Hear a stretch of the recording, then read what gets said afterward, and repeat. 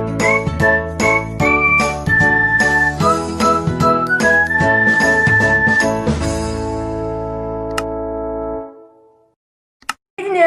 Back to my channel. So genius, आज हम करने जा रहे हैं एक बहुत ही छोटू और प्यारा सा एएस अकाउंटिंग स्टैंडर्ड नंबर 18 यानी आपका रिलेटेड पार्टी डिस्क्लोजर्स। ठीक है, तो सबसे पहले अपन ये देखते हैं कि जो रिलेटेड पार्टी डिस्क्लोजर्स यानी अकाउंटिंग स्टैंडर्ड 18 है उसका ऑब्जेक्टिव क्या है। मतलब ये हम एएस पढ़ रहे हैं तो इसको पढ़ने के बाद हमें क्या पता चलेगा। ठीक है, तो सबसे पहले अपन देखते हैं objective. To define related party relationship, यानी आज अगर अपन अकाउंटिंग स्टैंडर्ड 18 पूरा पढ़ते हैं तो हमें क्या पता चलेगा। इससे हमें पता चलेगा कि रिलेटेड पार्टी रिलेशनशिप कैसे बनती है। ठीक है, तो एएस 18 का ऑब्जेक्टिव क्या है कि वो हमें बताए, डिफाइन करे कि रिलेटेड पार्टी रिलेशनशिप कैसे बनती है। कैसे हम दो लोगों को, दो फर्म्स को, दो एंटरप्राइज को कैसे मानेंगे कि वो रिलेटेड पार्टी रिलेशनशिप में है और उन दोनों को अपन क्या कहेंगे, रिलेटेड पार्टी। तो मेन ऑब्जेक्टिव तो इसका यही है। ठीक है, कि हमें पता चल जाए कि दो जन क्या है रिलेटेड पार्टी रिलेशनशिप में। दूसरा, अब रिलेटेड पार्टी हमें पता चल गया कि ये रिलेटेड पार्टी है। अब हमें क्या करना पड़ेगा, जो रिलेटेड पार्टी के बीच में आपस में जितनी भी ट्रांजैक्शंस हुई है, ठीक है, रिलेटेड पार्टी के बीच में जितनी भी ट्रांजैक्शन हुई है उनको हमें क्या करना होगा, डिस्क्लोज करना होगा। क्या करना होगा, डिस्क्लोज, जिससे कि सबको पता चले कि ये हमारे रिलेटेड पार्टी है और हमने इनके साथ ये ट्रांजैक्शंस करी है। तो एएस 18 का सेकंड ऑब्जेक्टिव क्या है, एएस 18 हमें क्या बताता है, to prescribe rules for disclosures of related party transaction. मतलब रिलेटेड पार्टी के साथ आपने जो भी ट्रांजेक्शन्स किए हैं उनको डिस्क्लोज किस तरीके से करना है, वो सारे रूल्स जो है वो बताता है। तो उम्मीद है आपको इतना तो समझ में आ गया होगा कि अकाउंटिंग स्टैंडर्ड जो हम आज पढ़ेंगे 18 रिलेटेड पार्टी डिस्क्लोजर्स, वो हमें क्या बताने वाला है। ठीक है, ये तो आपको नाम से ही समझ में आ रहा है, रिलेटेड पार्टी डिस्क्लोजर, यानी कि रिलेटेड पार्टी के बीच में जितनी भी ट्रांजैक्शंस हुई हैं उनको डिस्क्लोज किस तरीके से करना है, कौन बताएगा, एएस 18। और उससे पहले ये बताएगा कि रिलेटेड पार्टी होती कौन कौन है, मतलब उन दोनों के बीच में कब मानी जाएगी कि ये दोनों रिलेटेड पार्टी रिलेशनशिप में है। ठीक है, अच्छा आगे देखो। अब इस अकाउंटिंग स्टैंडर्ड का ये मकसद बिल्कुल भी नहीं है कि आप रिलेटेड पार्टी के साथ ट्रांजैक्शन करो ही ना। तो ये चीज़ अपने से दिमाग से निकाल देना।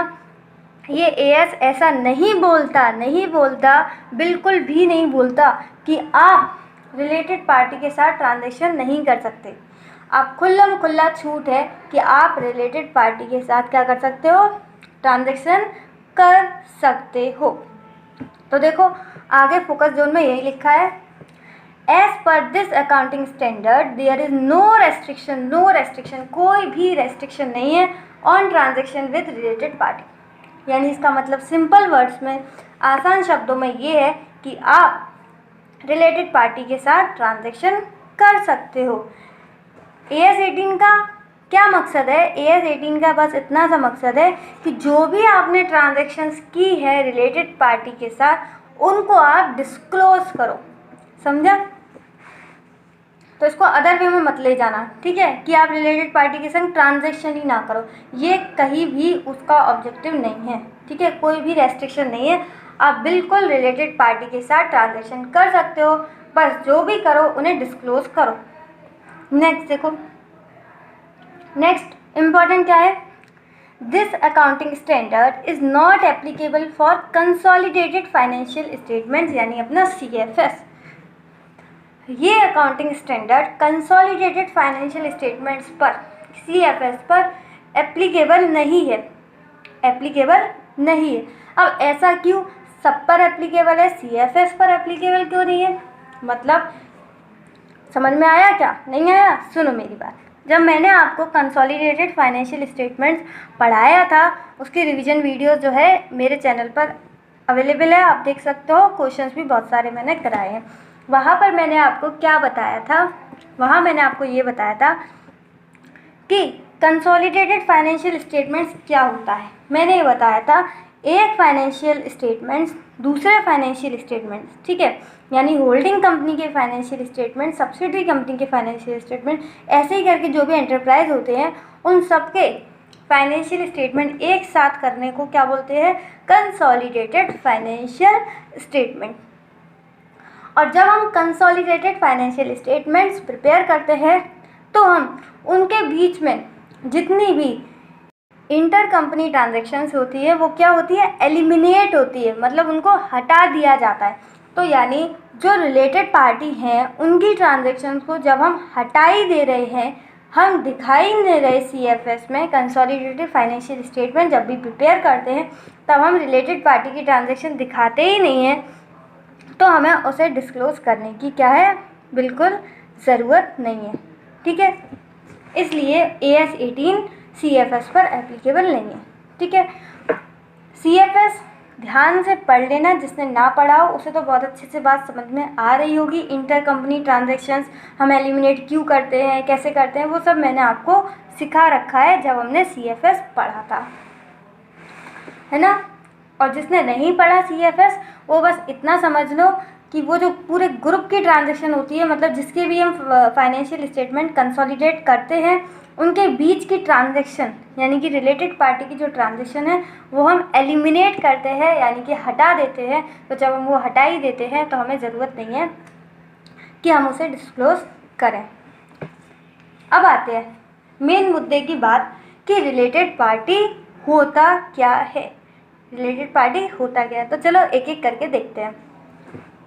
पहला पॉइंट क्या बोलता है, ए पॉइंट बोलता है एंटरप्राइजेज दैट कंट्रोलिंग का मतलब किसी को कंट्रोल कर रहे हैं, एंटरप्राइज दैट कंट्रोलिंग, ठीक है, वो एंटरप्राइज जो कि कंट्रोल कर रहे हैं, और कंट्रोल्ड बाई, या तो कंट्रोल हो रहे हैं, या तो कंट्रोल कर रहे हैं या फिर खुद कंट्रोल हो रहे हैं, by reporting enterprise. Reporting enterprise का मतलब होता है जिसकी एंटरप्राइज की हम बात कर रहे हैं, ठीक है। तो जिस एंटरप्राइज की अपन बात कर रहे हैं उसको अपन क्या बोलेंगे, रिपोर्टिंग एंटरप्राइज। रिपोर्टिंग एंटरप्राइज के लिए यहाँ पर एक छोटा सा लिखा है, देखो, this includes holding subsidiaries and fellow enterprises. अब इसको और अच्छे से समझते हैं। देखो, सबसे पहले बोले डायरेक्टली, या तो कंट्रोल कर रही है या फिर कंट्रोल हो रही है। कैसे, डायरेक्टली। तो ये देखो, जैसे कि ये ए कंपनी है, ठीक है, इसके पास 50% से ज़्यादा शेयर है, किसके, सी कंपनी के। ए कंपनी के पास सी कंपनी के 50% से ज़्यादा शेयर है। इसका मतलब क्या हुआ कि ए कंपनी के पास 51%, 52 मतलब 50 से ज़्यादा होंगे। तो ए कंपनी कौन हो गई, ए कंपनी हो गई हमारी होल्डिंग कंपनी, और सी कंपनी उसकी हो गई सब्सिडरी कंपनी। सी कंपनी किसकी सब्सिडरी है, ए कंपनी की। तो देखो वही हो रहा है ना, कंट्रोल कर रहा है ना, एंटरप्राइज कंट्रोल कर रहा है। कैसे, डायरेक्टली। ए कंपनी के पास सी कंपनी के 50% शेयर ज़्यादा है, तो इसको अपन क्या बोलेंगे, डायरेक्टली कंट्रोल कर रहा है। और इन दोनों को अपन बोलेंगे, ए कंपनी और सी कंपनी क्या है, रिलेटेड पार्टी। इसी तरीके से सेम ए कंपनी के पास बी कंपनी के भी 50% से ज़्यादा है, यानी कि ए कंपनी डायरेक्टली होल्ड कर रही है, किसमें, डायरेक्टली कंट्रोल कर रही है बी कंपनी में। तो ए कंपनी हो गई आपकी होल्डिंग कंपनी और बी कंपनी हो गई आपकी सब्सिडी। तो ए कंपनी होल्डिंग और बी सी कौन है, इसकी सब्सिडरी कंपनी। अब क्या बोल रहे हैं, इनडायरेक्टली थ्रू वन और मोर इंटरमीडिएटरी। इनडायरेक्टली थ्रू वन और मोर इंटरमीडिएटरी, इसका मतलब क्या है। अब जैसे अभी मैंने आपको बताया, ए की कौन कौन सब्सिडरी है, बी कंपनी, और ए की सब्सिडरी है सी कंपनी।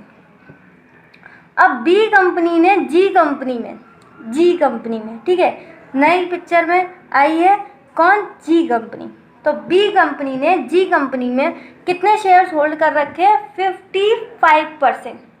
55%, यानी कि बी कंपनी जी कंपनी की क्या हो गई, होल्डिंग, और जी कंपनी बी कंपनी की क्या हो गई, सब्सिडरी। तो समझा, ए कंपनी की बी कंपनी सब्सिडरी और बी कंपनी की जी कंपनी सब्सिडरी। समझ रहे हो, ये होल्डिंग है इसकी और ये बी कंपनी होल्डिंग है इसकी, यानी कि जी कंपनी की। तो सब्सिडरी की भी सब्सिडरी। समझ में आ रहा है, देखो ध्यान से। अब आपको पता होगा होल्डिंग की जो सब्सिडरी है और उसकी जो सब्सिडरी होती है, यानी कि ए कंपनी की जो बी कंपनी सब्सिडरी है और बी कंपनी की जो जी कंपनी सब्सिडरी है अगेन, तो ए कंपनी की ऑटोमेटिकली जी कंपनी क्या हो जाती है, सब्सिडरी। यानी कि ए कंपनी ने डायरेक्टली जी कंपनी में कंट्रोल नहीं कर रखा, ए कंपनी ने डायरेक्टली जी कंपनी में कंट्रोल नहीं कर रखा, लेकिन ए कंपनी बी कंपनी की क्या है, होल्डिंग है, तो इसने इनडायरेक्टली, इसको अपन बोलते हैं इनडायरेक्टली क्या कर रखा है, control, indirectly through one intermediary. इसको अपन बोलते हैं इनडायरेक्टली थ्रू वन इंटरमीडियरी। क्यों वन इंटरमीडियरी, क्योंकि बी कंपनी ने अकेले ने कितने कर रखे हैं, जी कंपनी में 55% होल्ड कर रखे हैं शेयर्स। तो समझा, ए कंपनी की बी कंपनी सब्सिडरी है और बी कंपनी की जी कंपनी सब्सिडरी है। तो इनडायरेक्टली रिलेशनशिप किस किस के बीच में है, ए कंपनी और जी कंपनी के बीच में। तो मैंने आपको पहले बताया था कि ए कंपनी बी कंपनी और सी कंपनी इन सब में तो है ही रिलेशनशिप, यानी कि इसको अपन बोलेंगे रिलेटेड पार्टी, और ए कंपनी और जी कंपनी को भी क्या बोलेंगे अपन, रिलेटेड पार्टी। क्यों, क्योंकि ये इनडायरेक्टली थ्रू वन इंटरमीडिएटरी है। अगर जी कंपनी में इन दोनों के शेयर हों, किसके, बी कंपनी के भी और सी कंपनी के, और मिलाकर 50% से ज़्यादा हो, बी कंपनी ने भी जी कंपनी में होल्ड कर रखे हैं और सी कंपनी ने भी जी कंपनी में होल्ड कर रहे हैं, इन दोनों ने होल्ड कर रखे हैं, तो इन दोनों को मिला के अगर 50% से ज़्यादा है, इसका मतलब बी और सी कंपनी क्या हो गई, जी कंपनी के होल्डिंग, और डायरेक्टली अगर मैं बोलूँ तो ए कंपनी हो गई जी कंपनी के होल्डिंग। क्यों, क्योंकि उसकी सब्सिडरी ने दोनों मिला के जी कंपनी में क्या कर रखा है, शेयर्स होल्ड कर रखे हैं। तो इसको अपन क्या बोलेंगे, इनडायरेक्टली थ्रू वन और मोर इंटरमीडिएटरी। या तो अकेले बी ने होल्ड कर रखा है जी कंपनी में, या बी और सी दोनों ने मिलाकर जी कंपनी में 50% शेयर से ज़्यादा होल्ड कर रखा है। तो ए कंपनी और जी कंपनी क्या हो गए, रिलेटेड पार्टी, क्योंकि ए कंपनी अब बन गई होल्डिंग किसकी, जी कंपनी की। कैसे बनी है, डायरेक्टली, क्या डायरेक्टली ए ने जी में शेयर्स होल्ड किए, नहीं, इनडायरेक्टली थ्रू इट्स वन और मोर इंटरमीडिएटरी। अच्छा, ये बी और सी कंपनी ये दोनों आपस में क्या है, ये दोनों भी आपस में रिलेटेड पार्टी है। ये कैसी है, फेलो एंटरप्राइज, इसको अपन बोलते हैं फेलो एंटरप्राइज। तो ए पॉइंट थोड़ा सा ज़्यादा बड़ा था, इसलिए एक्सप्लेन करने में इतना टाइम लगा। उम्मीद है आपको ए पॉइंट पूरा का पूरा समझ में आया हो। एंड में आपको समझी बोल दूँ, ए कंपनी बी कंपनी ये भी रिलेटेड पार्टी है, ए कंपनी सी कंपनी ये भी रिलेटेड पार्टी है, डायरेक्टली होल्ड किया है। बी और सी फेलो एंटरप्राइज है, ये भी रिलेटेड पार्टी है, और ए और जी कंपनी ये भी रिलेटेड पार्टी है। कैसे, थ्रू इनडायरेक्टली थ्रू वन और मोर इंटरमीडिएटरी की वजह से। अपन बी पॉइंट पढ़ते हैं। बी पॉइंट क्या बोलता है, associates and joint venture, associate and joint venture किसके, ऑफ द रिपोर्टिंग एंटरप्राइज, यानी जिसकी अपन बात कर रहे हैं। तो इस लाइन को, पहली वाली लाइन को यहाँ देखो, जैसे कि जिसकी हम बात कर रहे हैं वो है ए कंपनी, ए कंपनी की हम बात कर रहे हैं। तो ए कंपनी यानी कि रिपोर्टिंग एंटरप्राइज की एसोसिएट और जॉइंट वेंचर, तो ए कंपनी की पी कंपनी एसोसिएट कंपनी है और ए कंपनी की क्यू कंपनी क्या है, जॉइंट वेंचर। तो रिपोर्टिंग एंटरप्राइज की चाहे एसोसिएट हो या जॉइंट वेंचर, यानी ए कंपनी की चाहे पी कंपनी हो या क्यू कंपनी, ए कंपनी और पी कंपनी ये दोनों क्या है, रिलेटेड पार्टी। क्यों, क्योंकि ये क्या है, एसोसिएट। उसी तरीके से ए कंपनी क्यू कंपनी क्या है, रिलेटेड पार्टी। क्यों, क्योंकि ये क्या है, इसकी जॉइंट वेंचर।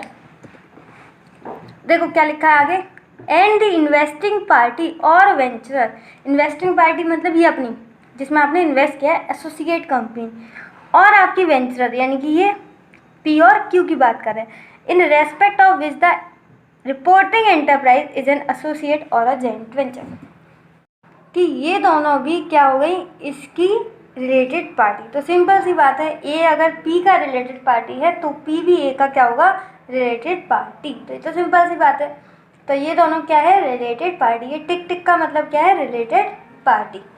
हाँ, यहाँ पर एक बात ध्यान रखना कि यहाँ पर जो ये पी कंपनी और क्यू कंपनी है, यानी कि जो एसोसिएट और जॉइंट वेंचर है, ये दोनों आपस में रिलेटेड पार्टी नहीं है, नहीं है, नहीं है। ये बार बार मैं क्यों बोल रही हूँ 3 बार, क्योंकि अभी मैंने आपसे इससे पहले बोला था कि ये जो फेलो एंटरप्राइज होती हैं, ये क्या होती है, रिलेटेड पार्टी। ये दोनों कौन होती है, रिलेटेड पार्टी। लेकिन यहाँ पर आप ये गलती मत कर देना, पी और क्यू यानी कि एसोसिएट और जॉइंट वेंचर रिलेटेड पार्टी नहीं है। तो बी पॉइंट तो बहुत ही सिंपल था, आसानी से ख़त्म हो गया कि ये इसके रिलेटेड है तो ये इसके रिलेटेड, इसी तरीके से ये और ये आपस में रिलेटेड पार्टी नहीं है। अब आते हैं अपन सी पॉइंट पर, इंडिविजुअल हु हैव कंट्रोल और सिग्निफिकेंट इन्फ्लुएंस। इंडिविजुअल, अब बात आई है इंडिविजुअल की, किसी एंटरप्राइज की नहीं बात कर रहे हैं, किसकी बात कर रहे हैं, इंडिविजुअल जिसके पास हु है, जिसके पास क्या है, या तो कंट्रोल है और सिग्निफिकेंट इन्फ्लुएंस। तो या तो इंडिविजुअल के पास कंट्रोल है या फिर सिग्निफिकेंट इन्फ्लुएंस, या तो कैसे है, डायरेक्टली, या तो कैसे है, इनडायरेक्टली। तो देखो क्या बोल रहे हैं, जैसे कि ये मिस्टर ए है, ये कौन है, एक इंडिविजुअल, इसके पास क्या है, कंट्रोल या फिर सिग्निफिकेंट इन्फ्लुएंस। किसमें है, देखो एस कंपनी में। तो मिस्टर ए का एस कंपनी में या तो कंट्रोल है या फिर क्या है, सिग्निफिकेंट इन्फ्लुएंस। कैसे भी हो सकता है, डायरेक्टली और इनडायरेक्टली। तो ये दोनों तो रिलेटेड पार्टी हो ही गए, क्यों, क्योंकि इनके पास क्या है, कंट्रोल और सिग्निफिकेंट इन्फ्लुएंस। तो मिस्टर ए और एस कंपनी तो बेझिझक कौन है, रिलेटेड पार्टी। अब यहाँ पर इस पॉइंट में बात क्या कही है, and relative of such individual, मतलब मिस्टर ए का उस इंडिविजुअल का रिलेटिव भी इन दोनों क्या है, रिलेटेड पार्टी। तो पहले उन्होंने बोला जो इंडिविजुअल है यानी कि जो मिस्टर ए है, उसका जिसमें कंट्रोल और सिग्निफिकेंट इन्फ्लुएंस है, उस एंटरप्राइज से वो दोनों क्या है, रिलेटेड पार्टी, यानी कि ए और एस कंपनी क्या है, रिलेटेड पार्टी। फिर अगली बार उन्होंने क्या बोला, उस इंडिविजुअल यानी कि मिस्टर ए का जो रिलेटिव है, mister Z, relative of mister A, वो जो रिलेटिव है उसका एस कंपनी के साथ, वो भी दोनों क्या हो जाएंगे, रिलेटेड पार्टी। तो समझे। अब यहाँ पर बस एक चीज़ समझ में नहीं आई कि ये कंट्रोल और सिग्निफिकेंट इन्फ्लुएंस क्या होता है। यहाँ पर मैंने लिखा है या तो वोटिंग पावर की वजह से आएगा या फिर कैसे आएगा, एनी अदर वे। तो पूरा इसको अच्छे से समझते हैं कि कंट्रोल और सिग्निफिकेंट इन्फ्लुएंस क्या होता है। तो आओ बढ़ते हैं किसकी तरफ, कंट्रोल और सिग्निफिकेंट इन्फ्लुएंस। पूरी तरीके से पढ़ेंगे कि कंट्रोल का मतलब क्या होता है और सिग्निफिकेंट इन्फ्लुएंस का मतलब क्या होता है। तो पहले अपन देखते हैं कंट्रोल। कंट्रोल कैसे कैसे आ सकता है। हमने वहाँ पर पढ़ा कि इंडिविजुअल यानी कि ए का एस कंपनी में क्या है, कंट्रोल है। तो वो कंट्रोल का मतलब क्या है, ए के पास वो कंट्रोल कैसे आया। तो या तो ए ने वोटिंग पावर कितनी है, 50% से ज़्यादा। तो अगर उसके पास 50% से ज़्यादा वोटिंग पावर है तो उसको अपन क्या बोलेंगे कि उसके पास कंट्रोल है। या फिर और क्या हो सकता है, और कैसे कंट्रोल आ सकता है, control of composition of composition of BOD, यानी बोर्ड ऑफ डायरेक्टर्स को उसका जो कंपोजिशन है उस पर कंट्रोल कर सकता है। तो अगर जो हमारा ए है, ये हमारा ए अगर एस कंपनी के कंपोजिशन ऑफ BOD को क्या कर सकता है, कंट्रोल कर सकता है, तो हम बोलेंगे उसके पास कंट्रोल है। तो कैसे, कंपोजिशन ऑफ BOD का मतलब क्या होता है, या तो आप उनके बोर्ड ऑफ डायरेक्टर्स को, मेनली जो मेजॉरिटी बोर्ड ऑफ डायरेक्टर्स हैं किसके, एस कंपनी के, हमारे एग्जाम्पल में देखो एग्जाम्पल साथ साथ देखोगे तो और अच्छे समझ में आएगा। तो एस कंपनी का जो कंपोजिशन ऑफ बीओडी, मतलब जो मेजॉरिटी ऑफ डायरेक्टर्स है उनको निकालने का और उनको आने का किसके पास कंट्रोल है? हमारे मिस्टर ए पर। तो इसको अपन बोलेंगे कि मिस्टर ए के पास क्या है? एस कंपनी में कंट्रोल है। तो कैसे कैसे आ सकता है उसके पास कंट्रोल? या तो वोटिंग पावर 50% से ज़्यादा हो, या फिर बीओडी का जो कंपोजिशन है वो उसके पास उसका कंट्रोल हो। और कैसे आ सकता है? या तो ऐसे या ऐसे या फिर ऐसे। थर्ड क्या है? Substantial interest. या तो कैसे आ सकता है उसके पास? Substantial interest. अब सब्सटेंशियल इंटरेस्ट कैसे मिलेगा उसे? सब्सटेंशियल इंटरेस्ट का मतलब क्या होता है? तो सब्सटेंशियल इंटरेस्ट का मतलब होता है या तो आपके पास क्या हो वो, या नहीं यहाँ पर एंड प्लस। सब्सटेंशियल इंटरेस्ट कैसे हासिल होगा? सबसे पहले 20% वोटिंग पावर। हमारे एग्जाम्पल में कौन है? As company. तो एस कंपनी का 20% वोटिंग पावर होना चाहिए, प्लस प्लस प्लस क्या होना चाहिए? Power to direct the financial और ऑपरेटिंग पॉलिसीज। ऑपरेटिंग पॉलिसीज को डायरेक्ट करने के लिए या फाइनेंशियल पॉलिसीज को डायरेक्ट करने का क्या होना चाहिए? पावर होनी चाहिए। तो आपके पास दो चीज़ें अगर हुई, क्या क्या? एक तो आपके पास वोटिंग पावर है 20%, प्लस आपके पास फाइनेंशियल और ऑपरेटिंग पॉलिसीज़ को डायरेक्ट करने का क्या है? पावर है, यानी कि आप डिसीजन ले सकते हो। तो उसको अपन बोलेंगे सब्सटेंशियल इंटरेस्ट। सब्सटेंशियल इंटरेस्ट दो तरीके से आ सकता है, ठीक है? दो चीज़ें अगर आप पर हैं तो सब्सटेंशियल इंटरेस्ट आ जाएगा। तो आपको पूरा समझा कि कंट्रोल हम कैसे कर सकते हैं, यानी कि हमारा जो एग्जाम्पल में ए है वो एस कंपनी में कंट्रोल कैसे कर सकता है? या तो 50% से ज़्यादा वोटिंग पावर हो, या फिर बीओडी के कंपोजिशन को क्या कर सकते हैं? कंट्रोल कर सकता हो, या फिर उसके पास सब्सटेंशियल इंटरेस्ट हो। और सब्सटेंशियल इंटरेस्ट दो तरीके से मिल सकता है, या तो वोटिंग पावर हो 20% प्लस फाइनेंशियल और ऑपरेटिंग पॉलिसीज़ को डायरेक्ट करने के लिए, यानी कि डिसीजन लेने के लिए उसके पास पावर हो। तो पूरी तरीके से जो आपका कंट्रोल है वो ख़त्म हो चुका है। तो ए का एस कंपनी में कंट्रोल किस तरीके से आ सकता है, उम्मीद है पूरा आपको समझ में आ गया हो। अब यहाँ पर बोला गया था या तो ए के पास कंट्रोल हो या फिर सिग्निफिकेंट इन्फ्लुएंस। कंट्रोल और सिग्निफिकेंट इन्फ्लुएंस। कंट्रोल तो हमें पूरा समझ गया है, अब हमें क्या समझना है? सिग्निफिकेंट इन्फ्लुएंस क्या होता है। तो आओ फटाफट, कंट्रोल के नीचे ये अपना सिग्निफिकेंट इन्फ्लुएंस, इसे समझते हैं। तो सिग्निफिकेंट कंट्रोल कैसे मिलेगा? ये बहुत सिंपल है, देखना। दिखने में ऐसा लग रहा है, बस बहुत ज़्यादा simple. Part to participate in the financial और operating policy decisions of an enterprise. किसी भी एंटरप्राइज के फाइनेंशियल और ऑपरेटिंग पॉलिसी डिसीजन में क्या करना हो? आपके पास पावर है पार्टिसिपेट करने का।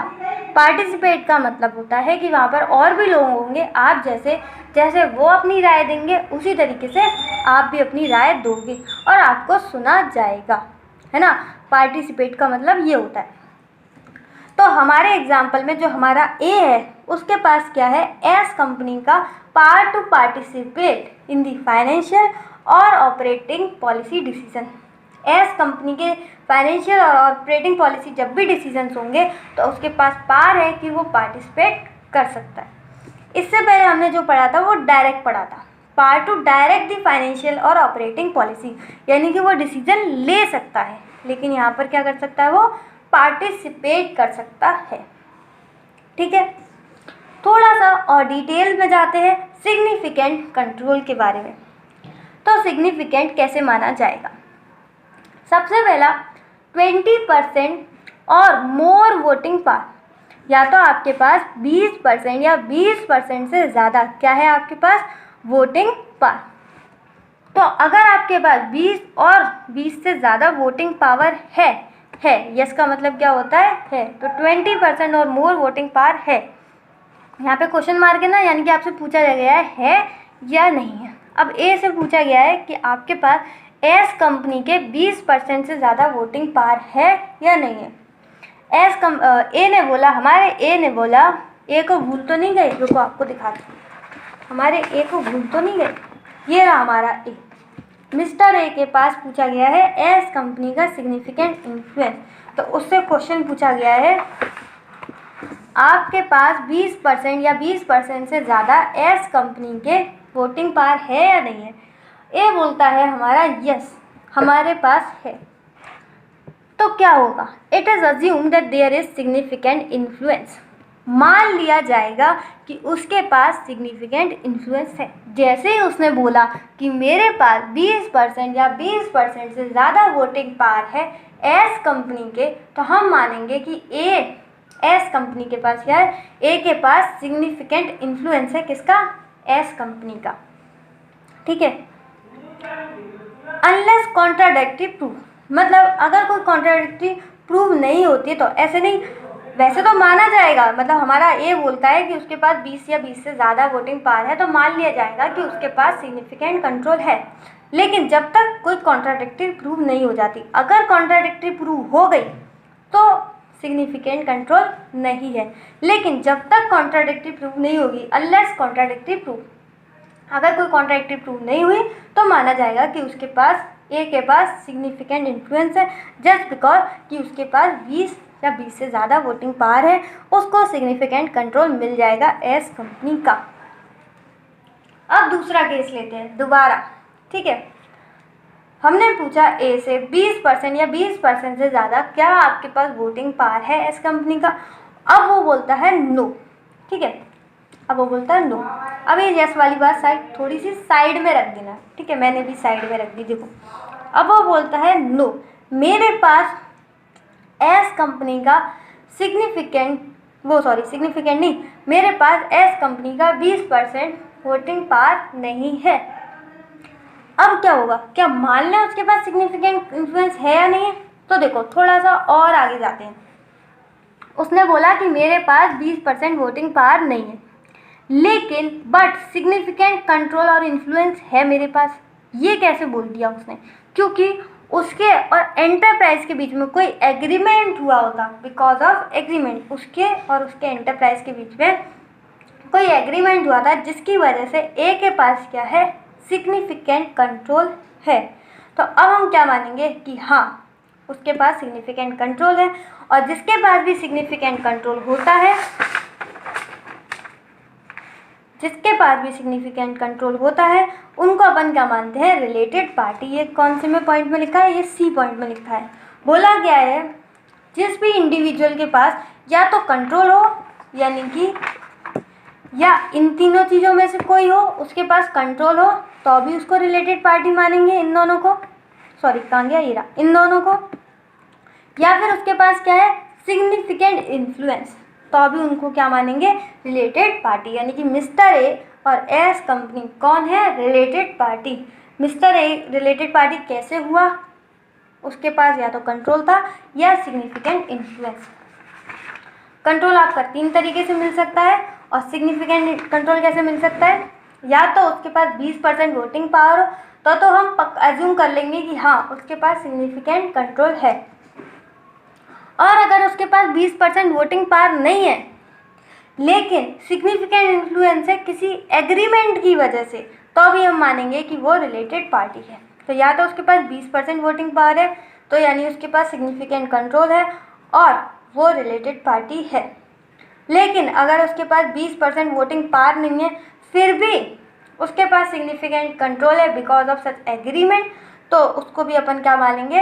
Related party. लेकिन ये बात आ जाती है, 20% वोटिंग पावर भी नहीं है और ना ही किसी एग्रीमेंट की वजह से उसके पास सिग्निफिकेंट कंट्रोल है। देखो, ये दोनों बातें समझ में आ गई। तीसरी देखो, ना तो उसके पास वोटिंग पावर है, पहले उसने बोल दिया 20% और वोटिंग पावर है, वो बोलता है नहीं, और नो सिग्निफिकेंट कंट्रोल, ना ही उसके पास सिग्निफिकेंट कंट्रोल है किसी भी एग्रीमेंट के पास। तो ना ही तुम्हारे पास वोटिंग पावर है, ना ही तुम्हारे पास सिग्निफिकेंट कंट्रोल है, तो काय बात की रिलेटेड पार्टी? तो रिलेटेड पार्टी नहीं है। रिलेटेड पार्टी इस तरीके से बन सकती है, या तो उसके पास 20% वोटिंग पावर हो, या फिर उसके पास किसी एग्रीमेंट की वजह से सिग्निफिकेंट कंट्रोल हो। इन दोनों से रिलेटेड पार्टी बन सकती है, टिक टिक। इससे नहीं बनेगी, ना तो तुम्हारे पास वोटिंग पावर है, ना तुम्हारे पास कोई भी एग्रीमेंट की वजह है, तो तुम किस बात की रिलेटेड पार्टी, कोई रिलेटेड पार्टी नहीं होगी। ठीक है, उम्मीद है आपको पूरी तरीके से कंट्रोल और सिग्निफिकेंट कंट्रोल दोनों ही बेहतरीन तरीके से समझ में आ गए होंगे। तो ये पॉइंट क्या बोल रहा था, अगर मिस्टर ए के पास एस कंपनी का या तो कंट्रोल है, कंट्रोल भी हमें पता चल गया 3 तरीके से, या तो उसके पास सिग्निफिकेंट इन्फ्लुएंस है, तो मिस्टर ए और एस कंपनी क्या हो गए, बोलो, अब तो खुद बोलो, इतनी बार बोल दिया, रिलेटेड पार्टी। आगे लिखा है and relatives of such individual. Mister A का जो रिलेटिव है, रिलेटिव ऑफ मिस्टर ए यानी मिस्टर जेड, तो मिस्टर जेड और एस कंपनी भी क्या हो गए, रिलेटेड पार्टी। यहाँ तक हमारे सी पॉइंट खत्म होते हैं। नेक्स्ट आते हैं डी पॉइंट, बहुत ही छोटू सा है। देखो, की मैनेजमेंट पर्सनल यानी अपना KMP, या तो KMP है किसी एंटरप्राइज का, जैसे कि मिस्टर ए KMP है किसका, एस कंपनी का, mister A KMP of S company. तो मिस्टर ए और एस कंपनी यानी कि जिस एंटरप्राइज का वो क्या है, KMP, मिस्टर ए यानी अपना KMP और एस कंपनी, ये दोनों कौन हो गए, रिलेटेड पार्टी। आगे क्या लिखा है, and relatives of such personal, यानी कि ये जो KMP है इसका जो रिलेटिव है mister Z, relative of mister A, एक सेकेंड, मिस्टर जेड कौन है, मिस्टर ए का रिलेटिव, ठीक है, और मिस्टर ए कौन है, mister A KMP of S company का। तो मिस्टर ए का जो रिलेटिव है मिस्टर जेड और एस कंपनी, ये दोनों भी कौन हो गए, रिलेटेड पार्टी। मिस्टर ए और एस कंपनी तो रिलेटेड पार्टी है ही है, पर मिस्टर ए का जो रिलेटिव है मिस्टर जेड और एस कंपनी, मिस्टर जेड और एस कंपनी भी क्या है, रिलेटेड पार्टी। मिस्टर जेड और एस कंपनी भी क्या है, रिलेटेड पार्टी। अब KMP समझते हैं, KMP क्या होता है, की मैनेजमेंट पर्सनल, यानी कि मिस्टर ए के बारे में थोड़ा सा और जानते हैं। यहाँ देखो, फोकस जोन, ऑल डायरेक्टर्स और मैनेजरियल पर्सन, जितने भी सारे एंटरप्राइज के या डायरेक्टर्स हैं या मैनेजरियल पर्सन, सबको हम KMP नहीं बोल सकते।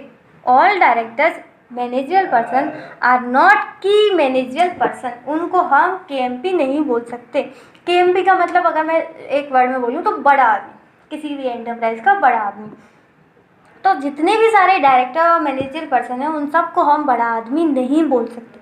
बड़ा आदमी समझ सकते हो, मुझे बचपन में कहते थे मुझे माँ एक बड़ा आदमी बनना है, ठीक है, उस तरीके से। तो ये ऐसी डायलॉग है, छोटू सा, छोड़ो से जोक सपाट।